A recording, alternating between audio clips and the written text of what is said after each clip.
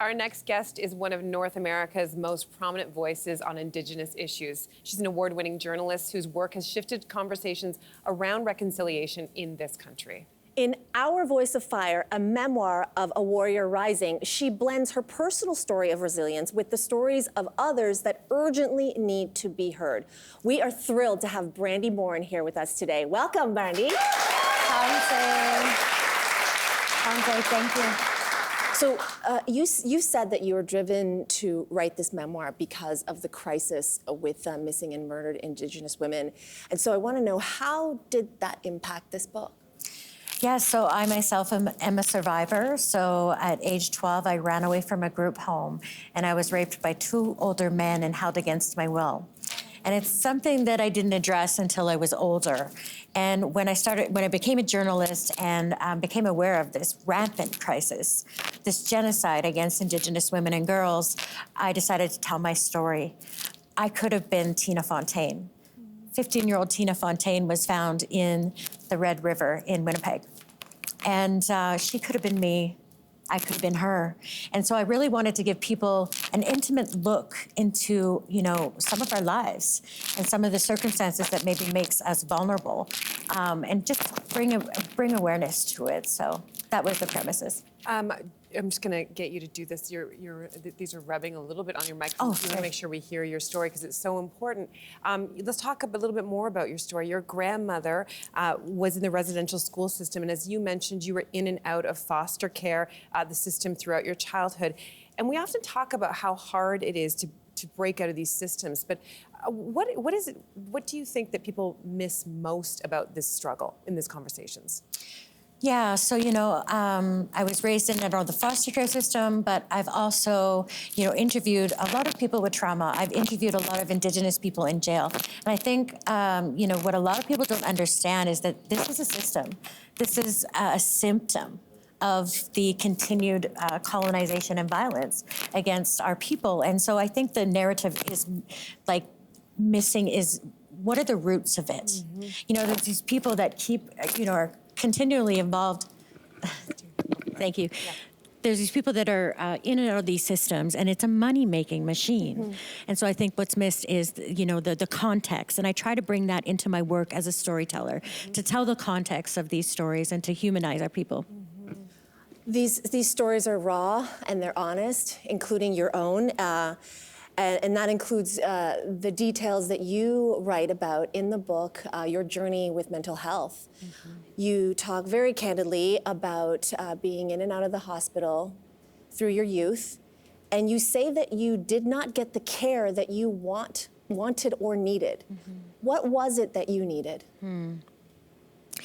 Again, we have these systems, these are colonized systems, and what they're used to in our Western society is, handing us a bunch of medication. Mm-hmm. And I was like a zombie during those times. And it was a Band-Aid. It wasn't what I needed. And so I had to go on my own journey of healing and unravel that to discover what it was I needed. And for me, it was going back to those traumas, going back to that rape, and dealing with it once and for all. And, reconnecting to who I was, reconnecting to my indigeneity, and also healing through this work as a storyteller. Yeah, you were recently on assignment in Rome, where Indigenous delegates traveled, of course, to meet with the Pope, and I understand you're going back again soon. You've been telling the stories of residential school survivors for years, but you say this was one of the hardest assignments that you've ever done in your life. What about this in particular felt different?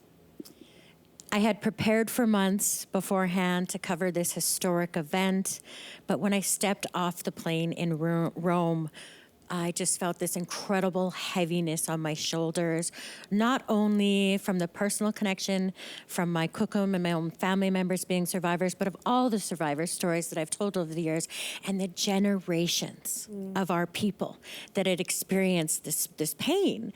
But at the same time, when it came to the end of the week, and when the Pope apologized, which is something that nobody there really expected, I ran outside into St. Peter's Square. I was at a media scrum, but in the distance I heard drumming. And I was drawn to that drumming. I heard drumming and singing, and so I ran over there. And there was First Nations people that were dancing. They were dancing and celebrating in the square. And Dr. Wilton Littlechild, who's from near where I am from, in Musqueam, Alberta, he had advocated for this. He was a survivor.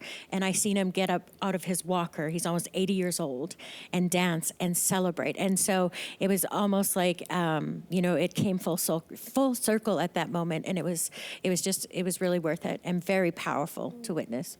I want to continue with that. Let's continue with that, because at the end of the month, the Pope is set to visit Indigenous lands here and is expected to make an apology, personally apologize for the abuses inflicted upon the Indigenous community by the Catholic Church. So there has been a lot of conversation around what this apology is going to look like, what kind of apology is needed for you. What do you think would be sufficient? You know, the Indigenous delegates, when I was in Rome covering it, they had invited the Pope to come here to Canada to give that apology on the lands where these crimes against children happened. So I know that that's very meaningful and significant. There's so many people that have such a variety of mixed emotions. Some don't want anything to do with this. They don't want anything to do with the Pope. And some are, welcoming it with open arms and saying, finally. So, I think that this is just the beginning. This is not the final. The finality. This is the beginning to open doors for people to begin their various journeys of healing and to begin this and to continue this reconciliation path that we are on as a country. We only have a few seconds left, but you've mentioned that for most of your life you felt a real disconnect from your Indigenous heritage. So what has been the most helpful and meaningful source of reconnection for you? Just learning, continual learning, connecting, and doing the storytelling that I'm doing, traveling to our communities, learning about our language, learning about our history. There is so much beauty, there is so much depth, and we are a generation of fire. Thank you so much for being with us here today. You really, really have taught us a lot, and we really appreciate your work, Brandi. Thank you so much. The book is called Our Voice of Fire, and for everyone in our studio audience, you're going home with your own copy.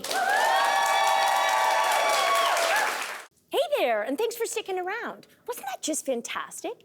You know where you can get some more all-around great content? Our YouTube page. It's filled with all the laughs and thought-provoking chats you could ask for.